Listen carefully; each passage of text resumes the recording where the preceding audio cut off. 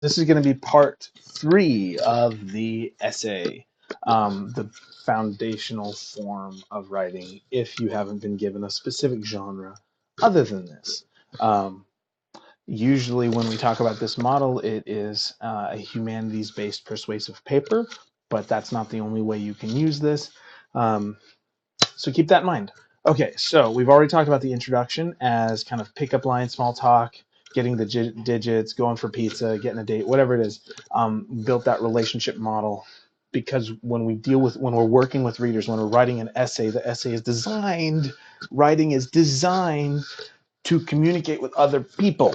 And so we want to see the essay as a relationship with our reader, as making meaningful experiences, reeling, kind of getting them intrigued in that introduction, using our body paragraphs to create these meaningful experiences. Hey, let's go to McDonald's. We'll get a number 2, each get a cheeseburger and go halvesies on the fries.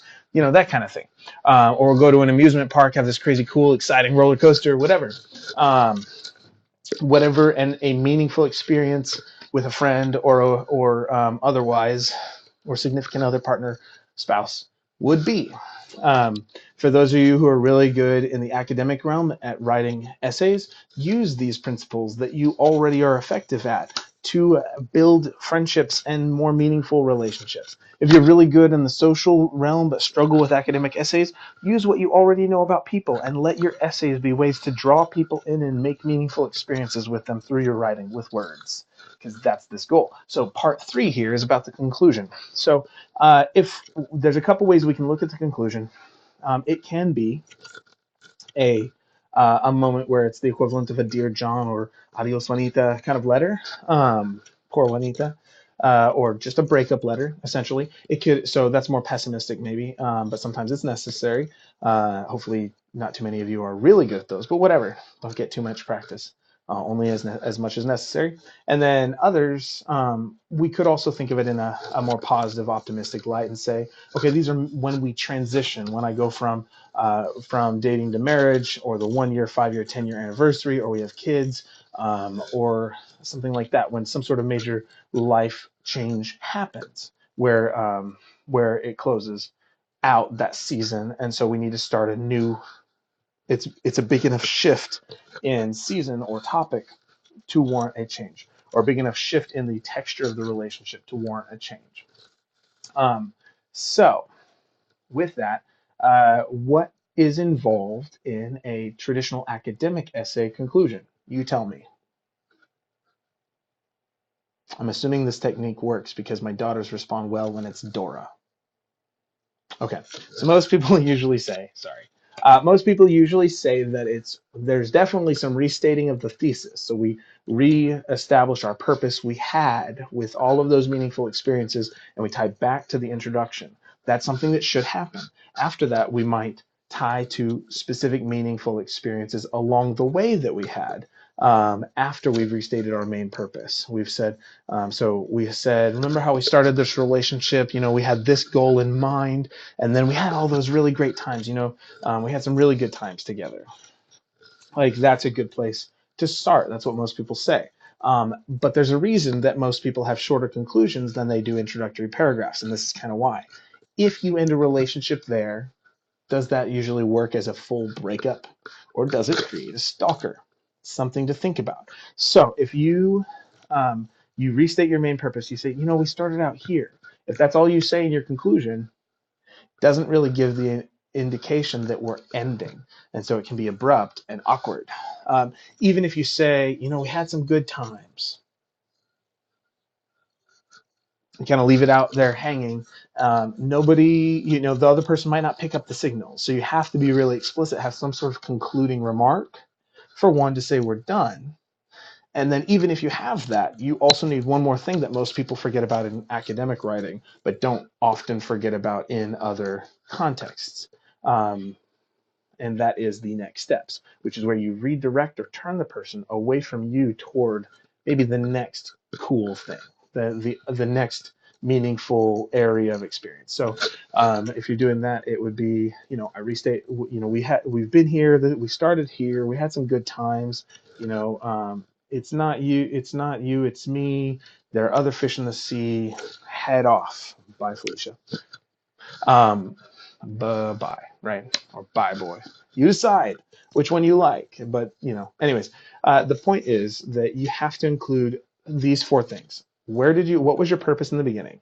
Were your main meaningful experiences in the body of your essay? However many of those were, what were the key points? Some sort of concluding remark, and then some sort of statement about next steps. Where can I go from here? And that's really where a lot of the a lot of the new, okay, maybe meat, the protein of your conclusion. That's really what's happening is when you're talking about, we've talked about these things in our essay, but take these lessons, learn them, and apply them. They could be applied to these other new concepts. We want to give people hope and send them off in a direction toward that hope, the same way you do when you're doing a breakup. Alternatively, if we're being optimistic, it could be, honey, we started here, or friend, we started here, whatever it is. We did have, oh man, you remember when we went and did that thing? Remember we went to McDonald's. Remember we went to the amusement park. You got the teddy bear. It was cool. We went to Build-A-Bear. We got coffee. Whatever those experiences were, those have been some really good times. We learned a lot. I wonder where we might go now. And then you and your friend, or you and your partner or spouse start thinking and setting a vision for the next stage in life. That's more optimistic, right? And so, it's a good thing to do at major anniversary points, or just every now and then. Again, because I care about you being a whole person and healthy on all levels, not just as a writer. And these things cross the streams. So you're welcome. With that, so again, when we're talking conclusions, it's about closing up this relationship we've established with our reader in a meaningful way that helps them think about how these experiences can be useful in the future, give them a hope for that future, even if it's not with us. See the parallel there? Okay. Writing is about meaningful experiences with other people through words. So keep this in mind as you think about your essays. Just as some kind of technical facts kind of stuff that I didn't put in the introduction, oftentimes the conclusion will reverse the introduction, where the introduction will start more general and move to more specific, like a triangle. Don't judge. I have no idea. The conclusion will reverse and flip that triangle upside down to say from specific to general as we shift from the main point of our essay out into the rest of the world. And so those next steps become crucial once again. So that's just one more way of looking at an essay. This is the bare foundational way of thinking about an essay. In that first video, when we talked about the essay, we said there are a lot of different ways academic writing can be defined. But if someone asks you to write a traditional humanities-based, possibly persuasive essay, this is a good model to use. When it comes to things like thesis statements and topic sentences, I'm going to eventually do another video about those things, just because there's a lot of complex pulling apart that's required. But as far as a baseline for an understanding of the essay, these are the main things. Again, if it's a humanities-based persuasive essay, see it as your introduction usually has a hook, background information, thesis. That's the equivalent of a pickup line, small talk, and getting the digits. Your body paragraphs are those meaningful experiences, dates, or interactions with a really close friend where you each grow from the experience along the way, and there's some purpose to it, and there's some meat to it, and there's kind of this reflective partway through significance to how that reinforces the purpose you started with, and then ultimately it leads to this conclusion, which is we restate where we were, what our goal was, where we've been, those key experiences, and then we connect with the person and then turn them toward the future next steps. We make some sort of concluding remark saying, like, this season's kind of coming to a close. Where do we go from here? Whether that's separating or parting ways, or whether that's coming even closer together for a new season in life. So that's fun. That's the essay. That's how I tie it, and that's how I help us to remember that there are people on the other side of your words, and they care what you write if they are reading them. So make it meaningful. When you make this shift to meaningful experiences, word count no longer becomes a question. Is it meaningful? Keep that in mind. Cool. Have fun.